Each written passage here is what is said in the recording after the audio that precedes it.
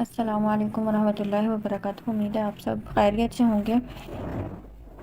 دورہ قرآن کے سفر میں آج ہم پارہ نمبر 16 کا آغاز کریں گے۔ آئیے اللہ کے نام کے ساتھ پارہ نمبر 16 کا آغاز کرتے ہیں۔ اعوذ باللہ من الشیطان الرجیم، بسم اللہ الرحمن الرحیم۔ رب اشرح لی صدری ویسر لی امری واحلل عقدۃ من لسانی یفقہوا قولی، رب زدنا علما، رب یسر ولا تعسر وتمم بالخیر وبک نستعین، آمین الہی آمین۔ پارہ نمبر 15 میں ہم سورہ کہف پڑھ رہے تھے، جس میں ہم نے دیکھا حضرت موسیٰ علیہ السلام اور خضر علیہ السلام کا واقعہ، اور جس میں حضرت موسیٰ علیہ السلام حضرت خضر علیہ السلام کے ساتھ سفر پر نکل پڑے۔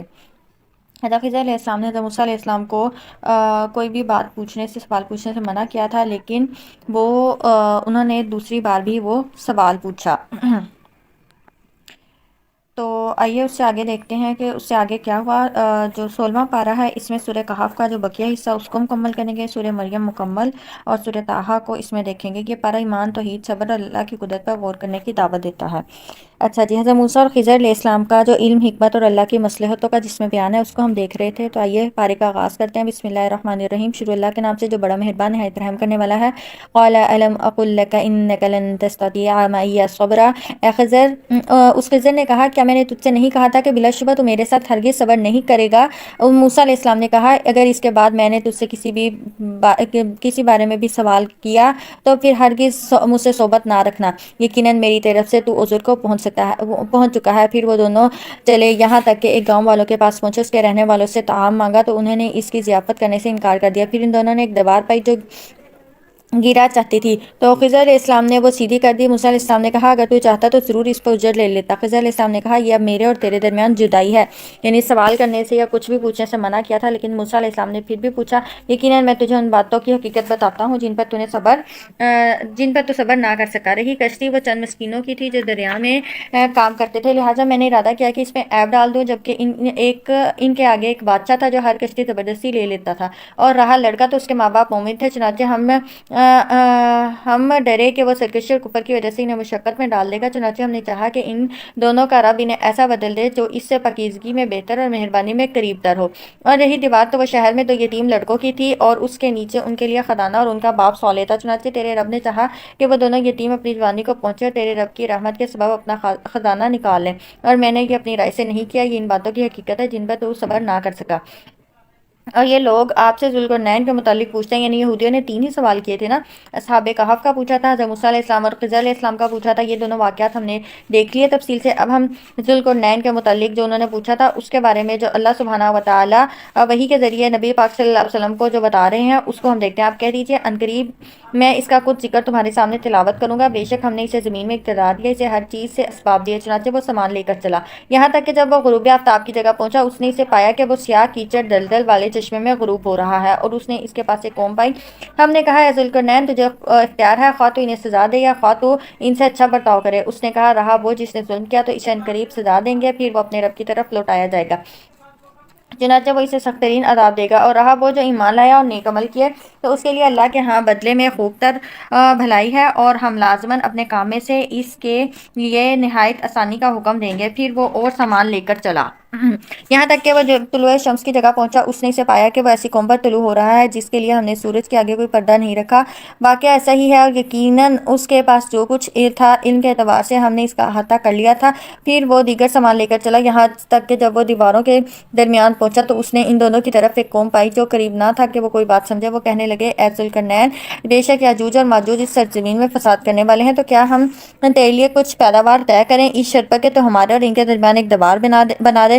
اس نے کہا میرے رب نے مجھے اس میں جو قدرت دی ہے بہت بہتر ہے، چنانچہ تم میری افرادی قوت سے مدد کرو، میں تمہارے اور ان کے درمیان ایک مضبوط دیوار بنا دوں گا۔ تم مجھے لوہے کے تختے لا دو۔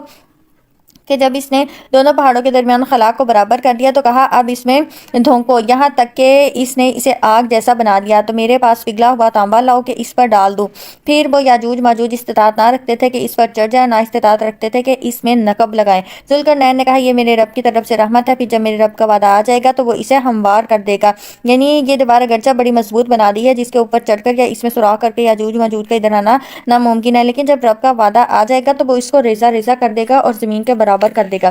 اور یہ جو وعدہ ہے اس سے مراد قیامت ہے، قیامت کے قریب جو یاجوج ماجوج کا ظہور ہے وہ ہونا ہی ہے، جیسا حدیث میں ہے۔ مثلا ایک حدیث میں نبی صلی اللہ علیہ وسلم نے اس دیوار میں تھوڑے سے سوراخ فتنے کے قریب ہونے سے تعبیر فرمایا ہے، اور ایک حدیث میں آتا ہے کہ وہ ہر روز اس دیوار کو کھودتے ہیں، جب کھلنے کے قریب پہنچتے ہیں تو ان کا بڑا کہہ دیتا ہے کہ کل کے لیے چھوڑ دیتے ہیں، تو اللہ اسے پہلے کی طرح کر دیتا ہے، لیکن جب اللہ کی مشیت ان کے خروج کی ہوگی تو پھر وہ کہیں گے کہ کل انشاءاللہ اس کو کھول دیں گے، پھر دوسرے دن وہ اس کے نکلنے میں کامیاب ہو جائیں گے اور زمین میں فساد پھیلائیں گے، یہاں تک کہ لوگ قلعہ بند ہو جائیں گے، یہ آسمانوں پر تیر پھینکیں گے جو خون آلود لوٹیں گے، بالآخر اللہ تعالیٰ ان کی گدیوں سے ایسا کیڑا پیدا فرمائے گا جن سے ان کی ہلاکت واقع ہو جائے گی۔ تو یہاں پہ جو ہے یہ یاجوج ماجوج کے متعلق وہ جو دیوار بنائی تھی قیامت کے قریب کے زمانے میں، وہ جو دیوار ہے وہ گرا دی جائے گی، اور میرے رب کا وعدہ حق ہے، اور اس روز ہم ان کے کچھ کو چھوڑ دیں گے، وہ دوسروں میں گھس جائیں گے اور سور پھونکا جائے گا، پھر ہم ان سب کو جمع کریں گے، جمع کرنا، اور اس دن ہم جہنم کو کافروں سے روبرو لے آئیں گے، اور وہ لوگ جن کی آنکھیں میری یاد سے پردے میں تھی وہ سننے کی استطاعت نہ رکھتے تھے، کیا پھر وہ لوگ جو کافر ہوئے یہ سمجھ رکھا ہے کہ مجھے چھوڑ کر میرے بندوں کو اپنا کارساز بنا لیں گے؟ بے شک ہم نے کافروں کے لیے بطور مہمانی جہنم کو تیار کر رکھا ہے، کہیے کیا ہم تمہیں اعمال کے اعتبار سے سب سے زیادہ خسارہ پانے والے بتائیں، جن کی صحیح دنیاوی زندگی میں اکارت گئی، یعنی ان کی جو کوشش ہے وہ ضائع گئی، جبکہ وہ سمجھتے ہیں کہ یقیناً وہ اچھے کام کر رہے ہیں۔ یہی لوگ ہیں جنہوں نے اپنے رب کی آیات کا اور اس کی ملاقات کا انکار کیا، یعنی یہاں پہ وہ یہ سمجھتے ہیں کہ وہ اچھے کام کر رہے ہیں لیکن وہ اچھے کام نہیں کر رہے ہوتے، وہ سمجھ رہے ہوتے ہیں کہ وہ اچھے کام کر رہے ہیں، اور مفسرین کی ایک جماعت کہتے ہیں کہ اس سے مراد یہود و نصارہ ہے۔ صحیح بخاری میں سعد بن ابی وقاص سے روایت آتی ہے کہ جس کا حاصل یہ ہے کہ اس سے مراد کفار ہیں، یہ قول راجح ہے، اس کی تائید بعد والی آیت سے بھی ہو رہی ہے، یعنی مصداق اول تو کفار ہی ہے، پھر اس کے عموم میں اہل بدعت اور ہر وہ گروہ شامل ہے جس کے اندر یہ صفات پائی جائیں، تو یہاں پہ کفار کے ساتھ ساتھ اہل بدعت بھی، یعنی وہ اس نیکی کے کام کو اچھا سمجھ کے کرتے ہیں لیکن وہ کام چونکہ اس کا حکم جو ہے وہ شریعت میں نہیں ہے، وہ بدعت بن جاتا ہے، تو وہ ان کے اعمال کو ضائع کر دیتا ہے۔ یہی لوگ ہیں جنہوں نے اپنے رب کے آیات کا اور اس کی ملاقات کا انکار کیا، چنانچہ ان کے اعمال برباد ہو گئے، لہٰذا روز قیامت ہم ان کے لیے کوئی وزن قائم نہیں کریں گے۔ یہ ہے ان کی سزا جہنم، اس وجہ سے کہ انہوں نے کفر کیا اور میری آیات اور میرے رسولوں کو ٹھٹا بنایا۔ بلا شبہ جو لوگ ایمان لائے اور انہوں نے نیک عمل کیے ان کے لیے بطور مہمانی فردوس کے باغات ہیں، اس حال میں کہ وہ ان میں ہمیشہ مقیم ہوں گے، وہاں سے جگہ بدلنا نہیں چاہیں گے۔ کہہ دیجئے اگر میرے رب کی باتوں کے لکھنے کے لیے سمندر روشنائی ہو تو یقیناً میرے رب کی باتیں ختم ہونے سے پہلے سمندر ختم ہو جائے گا، اگرچہ ہم اس کی مثل اور سمندر بطور مدد لے آئیں۔ اے نبی کہہ دیجئے میں تو بس تمہاری طرح بشر ہوں، میری طرح وحی کی جاتی ہے کہ تمہارا الہ صرف ایک الہ ہے، کہ جو شخص اپنے رب کی ملاقات کی امید رکھتا ہو تو وہ عمل کرے نیک عمل اور اپنے رب کی عبادت میں کسی کو شریک نہ ٹھہرائے۔ یہاں پہ ہماری سورہ کہف جو ہے وہ مکمل ہوئی۔ سورہ کہف کے اہم اسباق جو ہم نے دیکھے، پارہ 15 اور 16 کے کچھ حصے میں ایمان کی حفاظت کے لیے قربانی دینا ضروری ہے، دنیاوی مال و دولت پر گھمنڈ نہ کریں، یہ فانی ہے، اللہ کی حکمت کو مکمل طور پر سمجھنا ممکن نہیں، صبر ضروری ہے، قرآن کو ہدایت اور رہنمائی کے لیے اپنانا چاہیے۔ یہ سورت ایمان، صبر، علم اور اللہ کی قدرت پر غور کرنے کی دعوت دیتی ہے۔ آگے ہم سورہ مریم کا آغاز کرتے ہیں۔ سورہ مریم حضرت مریم علیہ السلام کے نام پر ہے جو حضرت عیسیٰ علیہ السلام کی والدہ تھی۔ یہ مکی صورت ہے جو ہجرت سے پہلے نازل ہوئی، اس کی 98 آیات ہیں۔ سورہ مریم کے اہم موضوعات میں بعد حضرت ذکریا علیہ السلام کی دعا اور حضرت یحییٰ علیہ السلام کی پیدائش، حضرت مریم علیہ السلام اور حضرت عیسیٰ علیہ السلام کی معجزاتی پیدائش، حضرت ابراہیم علیہ السلام کا اپنے مشرک والد کو توحید کی دعوت دینا، قیامت، جنت اور جہنم کا بیان اور اللہ کی رحمت اور مغفرت کی تاکید۔ بسم اللہ الرحمن الرحیم، شروع اللہ کے نام سے جو بڑا مہربان نہایت رحم کرنے والا ہے۔ اور یہ وہی صورت ہے جو ہجرت حبشہ کے واقعات میں بیان کیا گیا کہ حبشہ کے بادشاہ نجاشی اور اس کے مصاحبین اور امراء کے سامنے جب سورہ مریم کا ابتدائی تھا، حضرت جعفر بن ابی طالب رضی اللہ عنہ نے پڑھ کر سنایا تو ان سب کی داڑھیاں آنسوؤں سے تر ہو گئیں۔ نجاشی نے کہا کہ یہ قرآن اور عیسیٰ علیہ السلام جو لے کر آئے ہیں یہ سب ایک ہی مشعل کی کرنیں ہیں۔ تو آئیے اس کو پڑھتے ہیں۔ کاف ہے یا عین صاد، یہ آپ کے رب کے اپنے بندے زکریا پر رحمت کا ذکر ہے جب اس نے اپنے رب کو نہایت آہستہ آواز سے پکارا۔ زکریا علیہ السلام نے کہا، اے میرے رب، بے شک میری ہڈیاں کمزور ہو گئی ہیں اور میرا سر بڑھاپے کی سفیدی سے بھڑک اٹھا، اور اے میرے رب، میں تجھ سے دعا کر کے کبھی محروم نہیں رہا، اور بے شک میں اپنے پیچھے قرابت داروں سے ڈرتا ہوں، اور میری بیوی بانجھ آ رہی ہے، چنانچہ تو مجھے اپنے پاس سے ایک وارث عطا کر جو میرا وارث بنے اور آل یعقوب سے وارث بنے، اور اے میرے رب تو اسے پسندیدہ بنا۔ اللہ نے فرمایا، اے زکریا، بے شک ہم تجھے ایک لڑکے کی بشارت دیتے ہیں، اس کا نام یحییٰ ہے، ہم نے اس سے پہلے اس کا کوئی ہم نام نہیں بنایا۔ یہاں پہ اب یہ ایک ہمارے لیے سبق ہے کہ ہم لوگ اللہ سے اولاد مانگتے ہیں کہ وہ ہمارا وارث بنے، ہمارے خاندان کا نام آگے لے کر چلے۔ اللہ یہاں پہ جو حضرت ذکر علیہ السلام ہے وہ وارث مانگ رہے ہیں اپنے لیے اور اہل یعقوب کے لیے، یعنی یعقوب علیہ السلام سے یہ جو دین چلا آ رہا ہے، انبیاء سے یہ جو لڑی چلی آ رہی ہے، تو وہ دین جو ہے وہ مکمل ہو کر رہے۔ تو اللہ سبحانہ و تعالیٰ نے انہیں بیٹے کی بشارت دی، اور نام بھی اللہ نے رکھا یحییٰ، اور آج سے پہلے یہ کسی کا بھی نام نہیں رکھا گیا تھا۔ ذکر علیہ السلام نے کہا اے میرے رب، میرے ہاں لڑکا کیسے ہوگا جبکہ میری بیوی بھانج ہے اور میں بڑھاپے کی آخری حد کو پہنچ گیا ہوں؟ فرشتے نے کہا ایسا ہی ہوگا۔ تیرے رب نے فرمایا وہ مجھ پر نہایت آسان ہے، اور میں نے اس سے پہلے تجھے بھی پیدا کیا جبکہ تو کچھ بھی نہیں تھا۔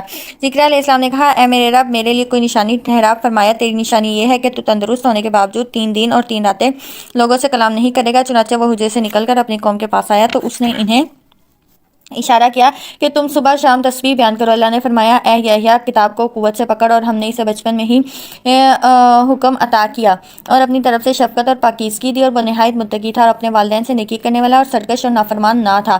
اور اس پر سلام ہے جس دن وہ پیدا ہوا اور جس دن وہ مرے گا اور جس دن وہ دوبارہ زندہ کر کے اٹھایا جائے گا۔ اس کتاب میں مریم کا ذکر کیجیے جب وہ اپنے خاندان والوں سے دور مشرقی جانب کی جگہ میں ہلاک ہوئی، پھر اس نے ان کے آگے ایک پردہ تان لیا۔ تب ہم نے ایک روح فرشتے کو اس کے پاس بھیجا تو وہ اس کے لیے کامل آدمی بن کر آیا۔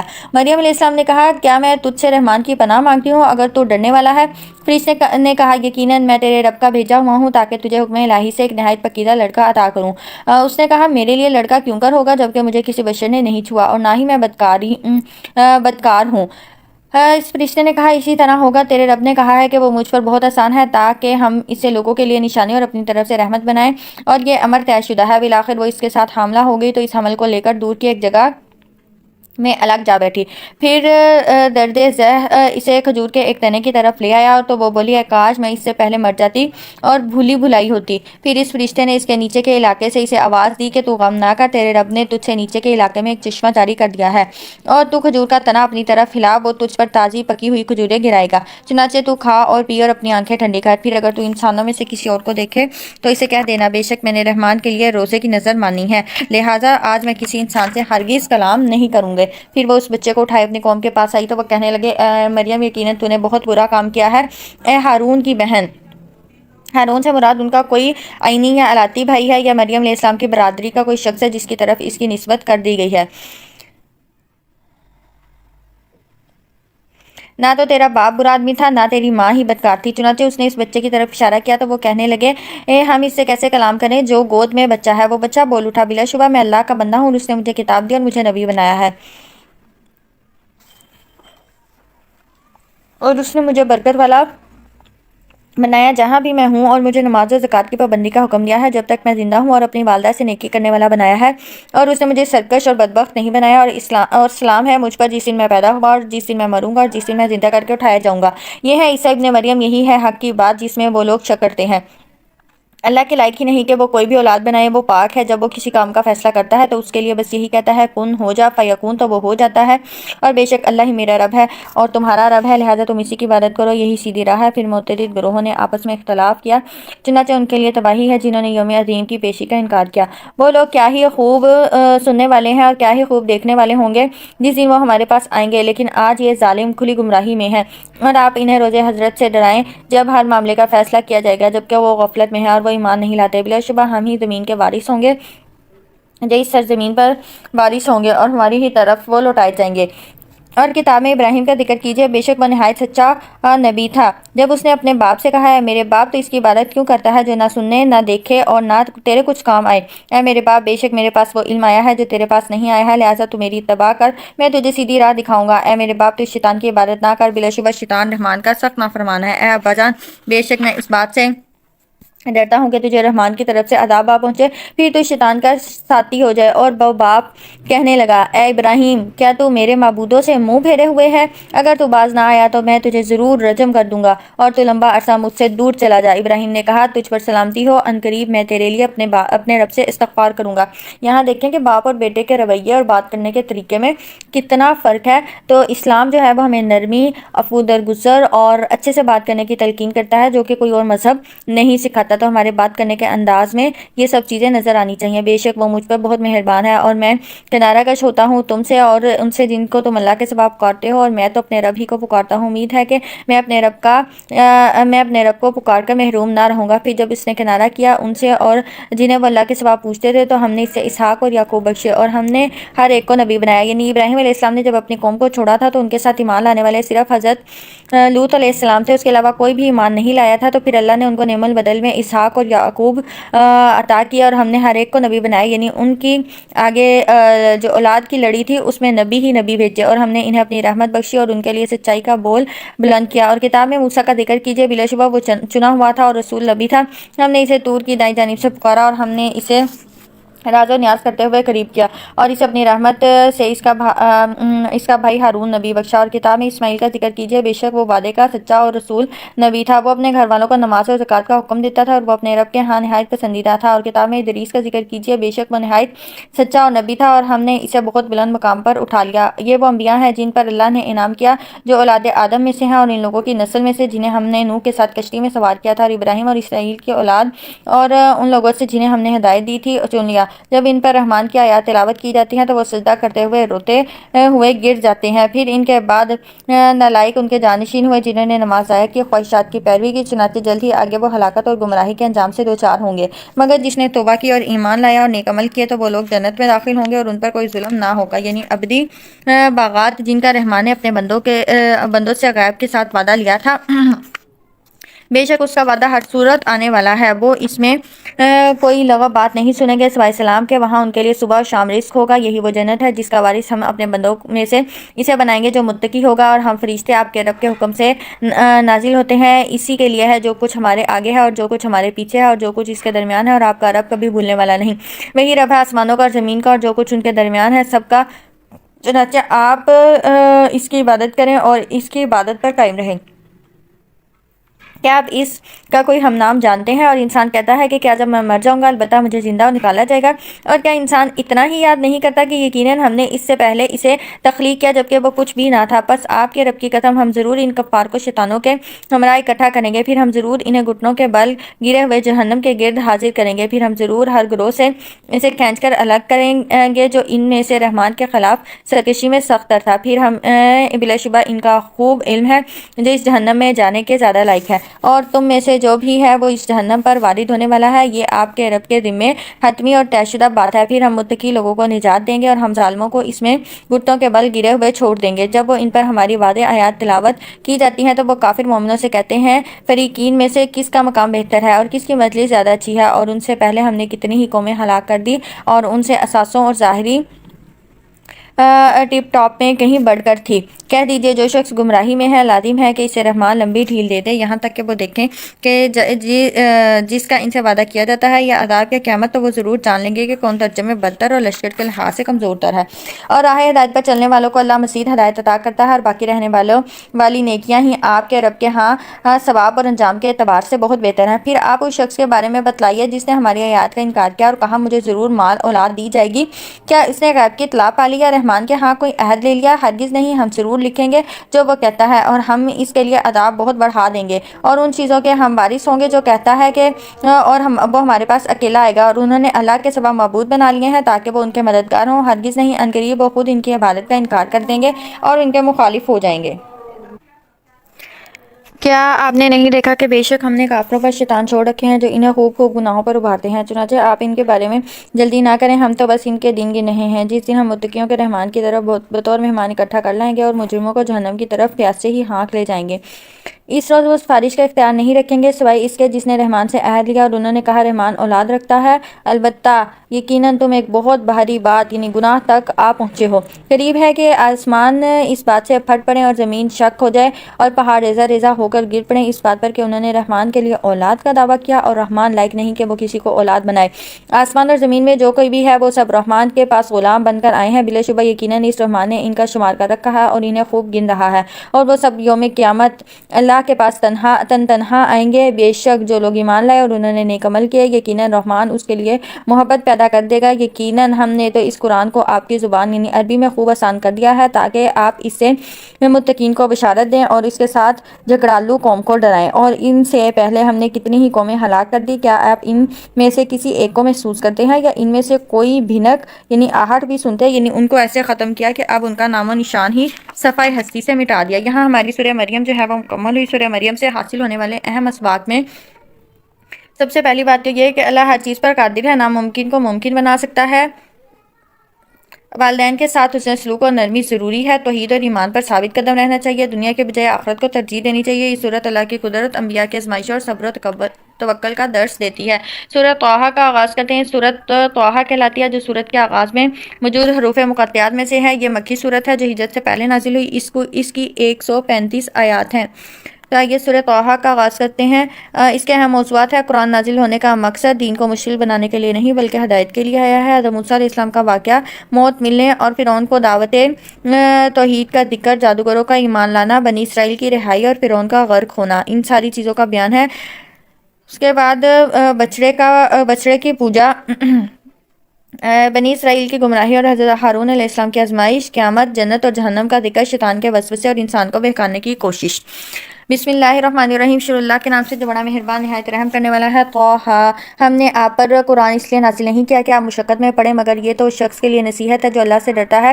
اس ذات کی طرف سے نازل ہوا ہے جس نے زمین اور اونچے آسمان تخلیق کیے، وہ رحمان ہے، عرش پر مستوی ہے، اسی کا ہے جو کچھ آسمانوں میں ہے، جو کچھ زمین میں ہے اور جو کچھ ان دونوں کے درمیان ہے، اور جو کچھ گیلی مٹی کے نیچے ہے۔ اور اگر آپ بلند آواز سے بات کریں تو بلا شبہ وہ ہر راز اور اسے بھی پوشیدہ تر بات کو جانتا ہے۔ وہی اللہ ہے، اس کے سوا کوئی الہ نہیں، سب اچھے نام اسی کے ہیں۔ اور کیا آپ کو موسیٰ کی خبر پہنچی ہے جب اس نے طور پر آگ دیکھی تو اپنے گھر والوں سے کہا یہاں ٹھہرو، بے شک میں آگ دیکھی ہے، شاید میں اس سے تمہارے لیے کوئی انگارے لے آؤں یا آگ یا کوئی راہبر پاؤں۔ چنانچہ جب وہ موسیٰ آگ کے پاس پہنچا تو آواز دی گئی، اے موسیٰ، بے شک میں تیرا رب ہوں، لہٰذا تو اپنے جوتے اتار دے، بلا شبہ تم مقدس وادی طویٰ میں ہے اور میں نے تجھے چن لیا، لہٰذا جو وحی کی جاتی ہے اسے غور سے سن، بے شک میں ہی اللہ ہوں، میرے سوا کوئی معبود نہیں، چنانچہ تو میری عبادت کر اور میری یاد کے لیے نماز قائم کر، بے شک قیامت آنے والی ہے اور اس کا وقت میں اس کا وقت مخفی رکھنا چاہتا ہوں تاکہ ہر نفس کو اس کا بدلہ دیا جائے جو کوشش کرتا ہے، لہٰذا اس فکر آخرت سے تجھے وہ شخص روکنے نہ پائے جو اس پر ایمان نہیں رکھتا اور اس نے اپنے خواہشات کی پیروی کی، ورنہ تو بھی ہلاک ہو جائے گا۔ اور اے موسیٰ، یہ تیرے دائیں ہاتھ میں کیا ہے؟ اس نے کہا، یہ میری لاٹھی ہے، میں اس پر ٹیک لگاتا ہوں اور اسے اپنی بکریوں کے لیے جھاڑتا ہوں اور اس میں میرے لیے اور بھی مقاصد ہیں۔ اللہ نے فرمایا، موسیٰ اسے پھینک دے۔ پھر جب اس نے اسے پھینکا تب وہ دوڑتا ہوا سانپ بن گیا۔ فرمایا، اسے پکڑ اور مت ڈر، ہم اسے اس کی پہلی حالت میں لوٹا دیں گے اور تو اپنا ہاتھ بغل میں ملا، بغیر کسی مرض کے چمکتا ہوا سفید نکلے گا۔ یہ دوسری نشانی ہے تاکہ ہم تجھے اپنی کچھ بڑی بڑی نشانیاں دکھائیں۔ تو فرعون کی طرف جا، بے شک وہ سرکش ہو گیا ہے۔ یہاں موسیٰ علیہ السلام سے یہ جو اللہ نے کلام کیا اور یہ نشانیاں دی وہ اس لیے تاکہ موسیٰ علیہ السلام کو موسیٰ علیہ السلام جو تھے وہ فرعون کے ساتھ مقابلے کے لیے جا رہے تھے، تو یہاں پہ ان کو تیار کیا گیا اور ان کو بڑی بڑی کچھ نشانیاں دکھائی گئی تاکہ وہ فرعون سے مقابلہ کر سکے۔ موسیٰ علیہ السلام نے کہا، میرے رب، میرے لیے میرا سینہ کھول دے اور میرے لیے میرا کام آسان کر دے اور میری زبان کی گرہ کھول دے تاکہ وہ میری بات سمجھ سکے، اور میرے لیے میرے کنبے میں سے ایک وزیر بنا دے، یعنی میرے بھائی ہارون کو۔ اور اللہ نے یہ دعا قبول کر لی۔ ہمیں بھی چاہیے کہ ہم اس دعا کو اپنے اذکار میں شامل کریں۔ رب اشرح لی صدری ویسر لی امری واحلل عقدۃ من لسانی یفقہوا قولی۔ اس کے ساتھ میری کمر مضبوط کر دے اور اسے میرے کام نبوت میں شریک کر دے تاکہ ہم تیری بکثرت تسبیح کریں اور ہم تجھے بکثرت یاد کریں، بے شک تو ہمیں خوب دیکھنے والا ہے۔ اللہ نے فرمایا، موسیٰ، جو کچھ تو نے مانگا تجھے دے دیا جاتا ہے۔ ہم تجھ پر ایک اور بار بھی احسان کر چکے ہیں جب ہم نے تیری ماں کی طرف وہ الہام کیا تھا جو اب وحی کی جاتی ہے، یہ کہ تو اس موسیٰ کو صندوق میں ڈال، پھر اس صندوق کو دریا میں ڈال دے، پھر دریا اسے ساحل پر لا ڈالے گا جسے میرا اور اس کا دشمن اٹھائے گا، اور اس نے اپنی طرف سے تجھ پر محبت ڈال دی، اور یہ اس لیے کہ میری آنکھوں کے سامنے تیری پرورش کی جائے۔ یعنی فرعون کے گھر میں ہی موسیٰ علیہ السلام کی جو پرورش کا سارا انتظام تھا وہ اللہ سبحانہ و تعالیٰ نے ہی کیا تھا۔ جب تیری بہن چل رہی تھی اور کہہ رہی تھی کیا میں تمہیں اس کا بتاؤں جو اس کی کفالت کرے، پھر ہم نے تجھے تیری ماں کے پاس لوٹا دیا تاکہ اس کی آنکھ ٹھنڈی رہے اور وہ غم نہ کھائے، اور تو نے ایک شخص کو قتل کیا تو ہم نے تجھے اس غم سے نجات دی اور ہم نے تجھے خوب آزمایا، پھر تو اہل مدین میں کئی سال ٹھہرا رہا۔ اے موسیٰ، تو تقدیر الہی کے مطابق یہاں آیا اور میں نے تجھے اپنی ذات کے لیے خاص طور پر بنایا، اور تو اور تیرا بھائی میری نشانی لے کر جاؤ اور تم دونوں میری یاد میں سستی نہ کرنا، تم دونوں فرعون کی طرف جاؤ، بلا شبہ وہ سرکش ہو گیا ہے، چنانچہ تم دونوں اس سے نرم بات کہنا، شاید کہ وہ نصیحت پکڑے یا ڈرے۔ ان دونوں نے کہا ہمارے رب، بے شک ہم تو ڈرتے ہیں کہ وہ ہم پر زیادتی کرے یا سرکشی کرے۔ اللہ نے فرمایا تم دونوں مت ڈرو، بلا شبہ تم دونوں کے ساتھ ہوں، میں سنتا اور دیکھتا ہوں، لہٰذا تم دونوں اس کے پاس جاؤ اور کہو بے شک ہم تیرے رب کے رسول ہیں، چنانچہ تو بنی اسرائیل کو ہمارے ساتھ بھیج اور انہیں مت ستا، یقیناً ہم تیرے پاس تیرے رب کی طرف سے نشانی لائے ہیں، اور جو ہدایت کی اتباع کرے اس پر سلامتی ہے، بلا شبہ ہماری طرف وحی کی گئی ہے، اور یقیناً اس پر عذاب ہے جو حق کی تکذیب کرے اور پھر جائے۔ اس فرعون نے کہا اے موسیٰ تم دونوں کا رب کون ہے؟ موسیٰ علیہ السلام نے کہا ہمارا رب وہ ہے جس نے ہر شے کو اس کی شکل و صورت دی، پھر ہدایت دی۔ فرعون نے کہا اگلی امتوں کا کیا حال ہے؟ موسیٰ علیہ السلام نے کہا ان کا علم میرے رب کے پاس ایک کتاب یعنی لوح محفوظ میں ہے، میرا رب نہ بھٹکا ہے اور نہ ہی بھولتا ہے۔ وہ ذات جس نے تمہارے لیے زمین کو بچھونا بنایا اور تمہارے لیے چلنے کے لیے اس میں راستے بنائے اور آسمان سے پانی نازل کیا، پھر ہم نے اس کے ذریعے سے کئی اقسام کی مختلف نباتات نکالی، تم کھاؤ اور اپنے مویشیوں کو چراؤ، بے شک اس میں عقل مندوں کے لیے بہت سی نشانیاں ہیں۔ ہم نے تمہیں اس زمین سے پیدا کیا اور اس میں تمہیں لوٹائیں گے اور اسی میں تمہیں ایک بار پھر نکال لیں گے، اور بلا شبہ ہم نے اس فرعون کو اپنی سب نشانیاں دکھا دی، پھر بھی اس نے جھٹلایا، انکار کیا، کہنے لگا اے موسیٰ کیا تو ہمارے پاس ایسی خبر لایا ہے کہ اپنے جادو سے ہمیں ہماری زمین سے نکال دے؟ چنانچہ ہم تیرے پاس مقابل ایسا ہی جادو لائیں گے، لہٰذا تو ہمارے اور اپنے درمیان ایک وعدہ ٹھہرا، نہ ہم اس کی خلاف ورزی کریں گے، نہ تو اور ایک ہموار جگہ میں۔ موسیٰ علیہ السلام نے کہا تمہارا وعدہ جشن کا دن ہے اور یہ کہ لوگ دن چڑھے اکٹھے کیے جائیں۔ چنانچہ فرعون محل میں واپس آیا اور اپنی ساری چالیں جمع کی، پھر میدان میں آ گیا۔ موسیٰ علیہ السلام نے ان سے کہا تمہارے لیے ہلاکت ہو، تم اللہ پر جھوٹ نہ گڑھو ورنہ وہ عذاب سے تمہیں تباہ کر دے گا، جس نے جھوٹ گڑھا یقیناً وہ ناکام رہا۔ پھر انہوں نے آپس میں اپنے معاملے میں باہم اختلاف کیا اور رازداری سے مشورہ کیا۔ وہ بولے بلا شبہ یہ دونوں جادوگر ہیں، یہ چاہتے ہیں کہ اپنے جادو کے زور سے تمہیں تمہاری زمین سے نکال دیں اور تمہارا عمدہ نظام لے جائیں، تباہ و برباد کریں، لہذا اپنی تدبیریں پختہ کر لو، پھر سب باندھ کر آ جاؤ۔ بلا شبہ جو آج غالب رہا وہ کامیاب ٹھہرا۔ ان جادوگروں نے کہا اے موسیٰ یا تو ڈال یا ہم ہی ہوں ڈالنے والے۔ موسیٰ علیہ السلام نے کہا بلکہ تم ہی ڈالو۔ پھر ناگہاں ان کے جادو کی وجہ سے موسیٰ کو یہ خیال گزرنے لگا کہ ان کی رسیاں اور لاٹھیاں بلا شبہ دوڑ رہی ہیں۔ پھر موسیٰ علیہ السلام نے اپنے نفس میں خوف محسوس کیا، ہم نے کہا لا تخف، تو خوف نہ کھا، بے شک تو ہی غالب رہے گا، اور جو لاٹھی تیرے دائیں ہاتھ میں ہے اسے ڈال اور وہ اس کو نگل جائے گی جو کچھ انہوں نے بنایا ہے، بس انہوں نے تو جادو کا فریب بنایا ہے اور جادوگر جہاں بھی آئے کامیاب نہیں ہوتا۔ چنانچہ جادوگر بے اختیار سجدے میں گر پڑے اور کہنے لگے ہم ہارون اور موسیٰ کے رب پر ایمان لائے۔ فرعون نے کہا کیا تم میری اجازت سے پہلے اس پر ایمان لائے ہو؟ کیونکہ جادوگر جان گئے تھے کہ جادو کس حد تک ہو سکتا ہے، جو موسیٰ علیہ السلام نے کیا وہ جادو نہیں تھا، یقیناً یہ تمہارا بڑا ہی تو ہے جس نے تمہیں جادو سکھایا، لہٰذا میں تمہارے ہاتھ اور پاؤں ایک دوسرے کی مخالف سمتوں میں ضرور کٹواؤں گا اور تمہیں کھجور کے تنوں پر ضرور سولی دوں گا، اور تمہیں ضرور معلوم ہو جائے گا کہ ہم میں سے کس کا عذاب زیادہ سخت اور دیر پا ہے۔ وہ کہنے لگے ہم تجھے کبھی ترجیح نہیں دیں گے ان واضح دلائل پر جو ہمارے پاس آ چکے، اور نہ اس ذات پر جس نے ہمیں پیدا کیا، لہٰذا جو تو کر سکتا ہے کر گزر، بس تو اس دنیاوی زندگی کا ہی فیصلہ کرے گا۔ بے شک ہم اپنے رب پر ایمان لائے تاکہ وہ ہمیں بخش دے ہماری خطائیں اور وہ جادو بھی جس پر تو نے ہمیں مجبور کیا، اور اللہ بہت بہتر اور وہی باقی رہنے والا ہے۔ بے شک جو شخص اپنے رب کے پاس مجرم بن کر حاضر ہوگا تو یقیناً اس کے لیے جہنم ہے، جس میں نہ تو وہ مرے گا اور نہ ہی وہ جیے گا۔ جو اس کے حضور مومن بن کر حاضر ہوگا جبکہ اس نے نیک عمل کیے ہوں گے تو انہی لوگوں کے درجے بلند ہیں، یعنی سدا رہنے والے باغات ہیں جن کے نیچے نہریں جاری ہیں، وہ ان میں ہمیشہ رہیں گے، اور یہی اس کی جزا ہے جو گناہوں سے پاک ہوا۔ اور یقیناً ہم نے موسیٰ کی طرح وحی کی کہ رات کو میرے بندے نکال لے، پھر ان کے لیے سمندر میں خشک راستہ بنا، جبکہ تجھے نہ تو پکڑے جانے کا خوف ہوگا اور نہ ہی ڈوبنے کا۔ پھر فرعون نے اپنے لشکروں سمیت ان کا پیچھا کیا تو انہیں سمندر کے پانی میں ڈھانپ لیا جیسے ڈھانپنے کا حق تھا، اور فرعون نے اپنی قوم کو گمراہ کیا اور سیدھی راہ نہ دکھائی۔ اے بنی اسرائیل ہم نے تمہیں تمہارے دشمن سے نجات دی، اور ہم نے تم سے طور کی دائیں جانب تورات دینے کا وعدہ کیا، اور ہم نے تم پر من و سلوہ نازل کیا، اور ہم نے تمہیں جن پاکیزہ چیزوں سے رزق دیا ان سے کھاؤ اور تم اس میں سرکشی نہ کرو، تم پر میرا غضب اترے گا، اور جس پر میرا غضب اترا یقیناً وہ گمراہ ہو گئے، یعنی یہ ساری تمہیں نعمتیں دی جاتی ہے، تم شکر کرو، اللہ کے اطاعت کرو اور نافرمانی نہ کرنا، اور بے شک میں بہت بخشنے والا ہوں۔ اور اس کے لیے جو توبہ کرے، ایمان لائے اور نیک عمل کرے پھر ہدایت پر ہے۔ اور اے موسیٰ کون سی چیز تجھے تیری قوم سے جلدی لے آئی؟ اس نے کہا وہ لوگ میرے پیچھے ہیں، اور اے میرے رب میں نے تیری طرف جلدی کی تاکہ تو راضی ہو جائے۔ اور اللہ نے فرمایا چنانچہ بے شک ہم نے تیرے بعد تیری قوم کو آزمائش میں ڈال دیا اور انہیں سامری نے گمراہ کیا، تو موسیٰ اپنی قوم کی طرف غضبناک غمگین لوٹا اور کہنے لگا اے میری قوم کیا تمہارے رب نے تم تم سے اچھا وعدہ نہ کیا تھا؟ کیا پھر تم پر عہد طویل ہو گیا تھا یا تم نے یہ چاہا کہ تمہارے رب کا غضب تم پر اترے؟ لہذا تم نے میرے وعدے کی خلاف ورزی کی۔ وہ کہنے لگے ہم نے تیرے وعدے کی اپنے اختیار سے خلاف ورزی نہیں کی، لیکن ہم پر قوم فرعون کے زیب و زینت کے بوجھ لا دیے گئے تھے تو وہ ہم نے آگ میں پھینک دیا۔ اور اس طرح سامری نے بھی زیور پھینکے۔ پھر اس نے ان سے ایک بچڑا نکالا بنایا جو محض جسم تھا، جس کی آواز گائے کی سی تھی۔ پھر وہ لوگ کہنے لگے یہی ہے تمہارا الہ اور موسیٰ کا الہ، تو وہ بھول گیا۔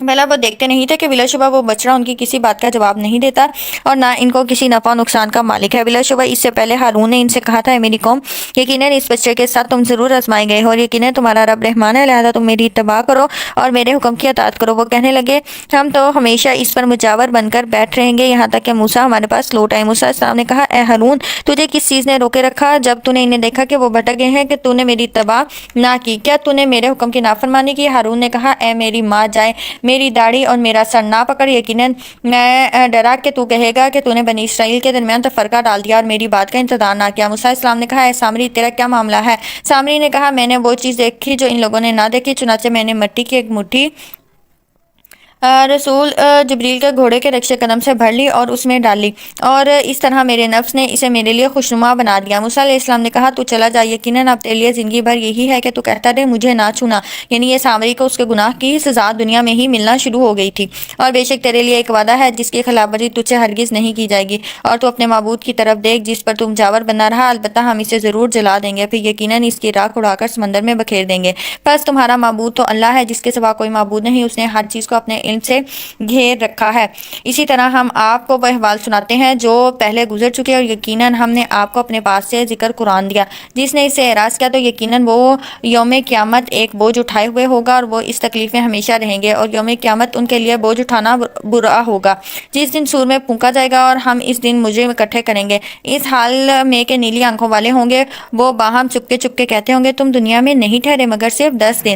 ہم کو خوب معلوم ہے جو وہ کہیں گے، جبکہ ان میں بہترین رائے والا کہے گا تم تو صرف ایک دن ٹھہرے تھے، اور وہ آپ سے پہاڑوں کے بارے میں سوال کرتے ہیں تو آپ کہہ دیجئے میرا رب انہیں اڑا کر بکھیر دے گا، پھر وہ اس زمین کو چٹیل میدان بنا چھوڑے گا، آپ اس میں نہ کوئی کجی دیکھیں گے اور نہ ہی ابھری جگہ۔ اس دن سب لوگ پکارنے والے کے پیچھے چلیں گے، اس کی اتباع سے کوئی کجی نہیں ہوگی، اور سب آوازیں رحمان کے سامنے پست ہو جائیں گی، پھر آپ آہٹ اور خفی آواز کے سوا کچھ نہ سنیں گے۔ اس دن سفارش کوئی نفع نہ دے گی مگر اس کی جسے رحمان اجازت دے گا اور اس کی بات پسند کرے گا، اور جو کچھ ان کے آگے اور ان کے پیچھے ہے اللہ ہی سے جانتا ہے، اور وہ لوگ اپنے علم سے اس کا احاطہ نہیں کر سکتے۔ اور جب چہرے حی و قیوم اللہ کے آگے جھک جائیں گے، اور یقیناً وہ ناکام ہوا جس نے ظلم شرک کا بوجھ اٹھایا، اور جو شخص نیک عمل کرے جبکہ وہ مومن ہو تو نہ تو وہ ظلم و زیادتی بے انصافی کا خوف کھائے گا اور نہ ہی حق تلفی کا۔ اور اسی طرح ہم نے اس کو عربی میں نازل کیا اور ہم نے اس میں پھیر پھیر کر کئی پہلوؤں سے اپنی وعید بیان کی تاکہ وہ تقویٰ اپنائیں یا یہ قرآن ان کے لیے نصیحت پیدا کرے۔ پس ثابت و سچا بادشاہ اللہ بلند و بالا ہے، اور اے نبی آپ قرآن پڑھنے میں جلدی نہ کریں قبل اس سے کہ آپ کی طرف اس کی وحی پوری کی جائے۔ یعنی اللہ تعالیٰ نے جبرائیل علیہ السلام جب بھی وحی لے کر آتے سناتے تو آپ سلام جلدی جلدی پڑھتے کہ کہیں کچھ بھول نہ جائیں، تو اللہ نے اسے منع فرما دیا کہ جلدی جلدی نہ پڑھیں بلکہ غور سے پڑھیں، اس کو یاد کروانا بھی ہمارا ہی کام ہے، یا یہ قرآن ان کے لیے نصیحت پیدا کرے۔ بس سچا ثابت اور کہیے میرے رب مجھے علم میں زیادہ کر، قل ربی زدنی علما، یہ دعا ہمیں زیادہ سے زیادہ مانگنی چاہیے۔ اور البتہ ہم نے اس سے پہلے آدم سے عہد لیا تھا تو وہ بھول گیا اور ہم نے اس میں عزم نہ پایا۔ اور جب ہم نے فرشتوں سے کہا آدم کو سجدہ کرو تو انہوں نے سجدہ کیا سوائے ابلیس کے، اس نے انکار کیا۔ پھر ہم نے کہا اے آدم بے شک یہ ابلیس تیرا اور تیری بیوی کا دشمن ہے، کہیں وہ تم دونوں کو جنت سے نہ نکلوا دے تو مشقت میں پڑ جائے۔ بے شک تیرے لیے یہاں اہتمام ہے کہ تو اس میں نہ بھوکا رہے گا نہ ننگا ہوگا، اور بے شک تجھے نہ پیاس لگے گی نہ تجھے دھوپ لگے گی۔ پھر شیطان نے اس کی طرف وسوسہ ڈالا، اس نے کہا اے آدم کیا میں تجھے سدا جینے کے درخت اور بادشاہی نہ بتاؤں جو پرانی نہ ہو؟ چنانچہ ان دونوں نے اس میں سے پھل کھایا تو ان کی شرمگاہیں ان پر ظاہر ہو گئی اور وہ دونوں اپنے اوپر جنت کے پتے چپکانے لگے، اور آدم نے اپنے رب کی نافرمانی کی تو وہ بھٹک گیا، پھر اسے اس کے رب نے برگزیدہ کیا تو اس کی توبہ قبول کی اور اسے ہدایت دی۔ اللہ نے فرمایا تم دونوں یہاں سے اکٹھے اتر جاؤ، تمہارے بعض کے دشمن ہیں، پھر جب تمہارے پاس میری ہدایت پہنچے تو جس نے میری ہدایت کی پیروی کی نہ تو وہ گمراہ ہوگا نہ وہ مشقت میں پڑے گا، اور جس نے میری یاد سے اعراض کیا تو بلا شبہ اس کے لیے گزران تنگ ہوگا، اور روز قیامت ہم اسے اندھا کر کے اٹھائیں گے اور وہ کہے گا اے میرے رب تو نے مجھے اندھا کیوں اٹھایا جبکہ میں تو دنیا میں دیکھنے والا والا تھا۔ ارشاد ہوگا اسی طرح تیرے پاس ہماری آیتیں آئی تو تو نے وہ بھلا دی، اور اس طرح آج ہم بھی تجھے بھلا دیں گے، اور جو حد سے بڑھ گیا اپنے رب کے آیات پر ایمان نہ لایا ہم اس کو اسی طرح سزا دیں گے، اور یقیناً آخرت کا عذاب شدید تر اور باقی رہنے والا ہے۔ کیا پھر اس نے اس چیز کی رہنمائی نہیں کی جو ہم نے ان سے پہلے کتنی ہی قومیں ہلاک کر دی جن کے بستیوں میں یہ لوگ چلتے پھرتے ہیں؟ بے شک اس میں البتہ عقل والوں کے لیے نشانیاں ہیں، اور اگر آپ کے رب کی طرف ایک بات پہلے ہی طے نہ ہو چکی ہوتی اور میعاد مقرر بھی نہ ہوتی تو انہیں عذاب چمٹ کے رہتا۔ لہذا جو کچھ وہ کہتے ہیں آپ اس پر صبر کیجیے، اور طلوع شمس سے پہلے اور اس کے غروب ہونے سے پہلے اپنے رب کی حمد کے ساتھ تسبیح کیجیے، اور رات کی کچھ گھڑیوں میں بھی تسبیح کیجیے، اور دن کے دونوں حصوں میں بھی، تاکہ آپ راضی ہو جائیں۔ اور اے نبی ان چیزوں کی طرف آپ اپنی نگاہیں نہ اٹھائیں جو چیزیں زندگانی دنیا کی آرائش کی ہم نے ان میں سے مختلف قسم کے لوگوں کو دے رکھی ہیں تاکہ ہم انہیں ان کے ذریعے سے آزمائیں، اور آپ کے رب کا رزق بہتر اور باقی رہنے والا ہے۔ اور اپنے اہل و عیال کو نماز کا حکم دیجیے اور خود بھی اس پر قائم رہیے۔ ہم آپ سے رزق نہیں مانگتے اور ہم ہی آپ کو رزق دیتے ہیں، اور بہترین انجام تو اہل تقویٰ کے لیے ہے۔ انہوں نے کہا وہ ہمارے پاس اپنے رب کی طرف سے کوئی نشانی کیوں نہیں لاتا؟ کیا ان کے پاس پہلے صحیفوں سے واضح دلیل نہیں آ چکی؟ اور اگر بلا شبہ ہم انہیں اس رسول سے پہلے کسی عذاب سے ہلاک کر دیتے تو وہ لوگ کہتے اے ہمارے رب تو نے ہماری طرف کوئی رسول کیوں نہ بھیجا کہ ہم ذلیل اور رسوا ہونے سے پہلے تیری آیات کی پیروی کرتے۔ آپ کہہ دیجئے ہر ایک انجام کار منتظر ہے، لہذا تم بھی انتظار کرو، تم جلد ہی جان لو گے کہ راہ راست والے کون ہیں اور ہدایت یافتہ کون ہے۔ یہاں پہ سورہ طٰہٰ کے ساتھ ساتھ پارہ نمبر 16 بھی مکمل ہوا۔ سورہ طٰہٰ کے اہم اسباق دیکھتے ہیں۔ قرآن ہدایت کے لیے آیا ہے، اسے سمجھ کر عمل کریں، مشکل وقت میں صبر اور اللہ پر بھروسہ کریں، اللہ کی نافرمانی اور شیطان کے وسوسوں سے بچیں، اور ان وسوسات سے بچنے کے لیے تعویذات کا اہتمام کرنا چاہیے۔ دنیاوی زندگی عارضی ہے، اصل کامیابی آخرت کی ہے۔ یہ سورت ایمان، صبر، توحید اور اللہ کی قدرت پر غور کرنے کی دعوت دیتی ہے۔ یہاں ہمارا پارہ اور سورہ طٰہٰ مکمل ہوئی۔ اللہ پاک سے دعا کرتے ہیں کہ اللہ پاک ہماری اس ادنیٰ سی کوشش کو قبول فرمائے۔ اپنا بہت سارا خیال رکھیے گا، پھر ملاقات ہوگی۔ السلام علیکم ورحمۃ اللہ وبرکاتہ۔